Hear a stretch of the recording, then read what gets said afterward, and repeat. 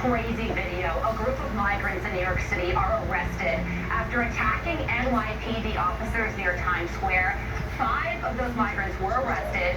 4 already released without bail, Brian. Can you imagine even putting your hands on a police officer and not thinking you're still in prison? They are beating them up. They don't even belong in this country, and they're out of prison. Well, some are repeat offenders. The brawl started when 2 officers were trying to break up a rowdy crowd near a migrant shelter on 42nd Street. While arresting one of the men, the others jumped in, as you see, kicking and punching the officers. That might work in your country. It doesn't work here. The Manhattan DA's office says it's investigating the incident as police search for 5 other men involved. What's there to investigate? It's an absolute embarrassment. And if I'm the cops, I'm saying, listen, you guys go police yourselves. You beat the hell out of each other. That's it. Until you find a solution, I'm not going to the Roosevelt Hotel, I'm not going to your migrant center, I'm not going to Randall's Island. Go handle it. Well, and I talked to a New York City cop, and it's that kind of action where the cops are beaten on camera, and the judicial system of New York State releases the 4 people who beat the cops up.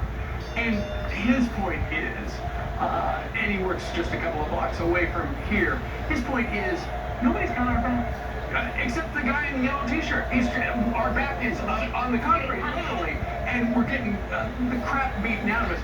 Here's the thing. You know, a lot of people Look, give us your huddled masses. They look really horrible. A lot of people are, are for migration reform and stuff like that. But who is for this? Who is for beating up cops? And here's the other thing. Maybe, we know for sure from our voter analysis last week in Iowa, the #1 issue is migration and the border. And if it's not for you, what about personal safety? Yeah. You know, we're showing you this video because it happened to a couple of cops.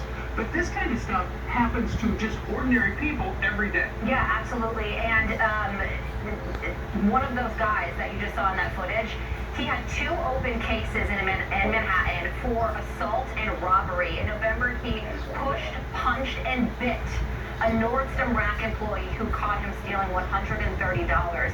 So if they feel like they can do this and get away with it, they're right. Is that legal in his country, fighting a Nordstrom Rack person? So this is what they said to get in. All you have to do is tell a Border Patrol agent, I feel a threat in my country, and you get a ticket that says you stay until your court date, which you're not going to show up for in 10 years. Don't tell me these fighting age men who are literally fighting on our streets need asylum in our country. Go back to your country and work it out. Yeah. All right? Go get another neck tattoo, join a different gang, and then you can maybe find a way to survive. But you notice also, they put their hoods up. They want to make sure that they're not detected, so they know exactly what's going on. I didn't lose my temper one day. I know exactly what I'm doing. I'm going to beat up on law enforcement, and I'm not going to get caught. And they're doing such a disservice to legitimate asylum seekers because they're giving them a bad reputation. We lump them in with these terrible people. Right, and 2 of them were 19, 1 was 21, 1 was 24. Not exactly the family units that we were told by the Biden administration. And let me just point out this country. There's one last thing. If you have a green card, you do this thing legally in your country, and you get speeding tickets, if you get drunk driving, if you get in a bar fight, kicked out of the country, they go give you your green card back. So these people break the law. They do things the wrong way as opposed to the right way. They break the law. They're still allowed to stay. They get 3 meals a day. If you have a green card, you got to make a living. Well, let's hope the Senate comes up with a bill that actually does something, because right now, that's what's happening. Right. Meanwhile, let's go to Denver, Colorado, it's essentially a blue state, a blue town. Lawrence is out there because Denver currently has the highest per capita number of migrants in the country, and you've gone out to find out what problems they're facing, and there are plenty. Yeah, what an interesting development that there's a criminal element of folks that are crossing the border. And it just seems like a lot of folks are so naive when it comes to that are on the other side of the aisle or on the left.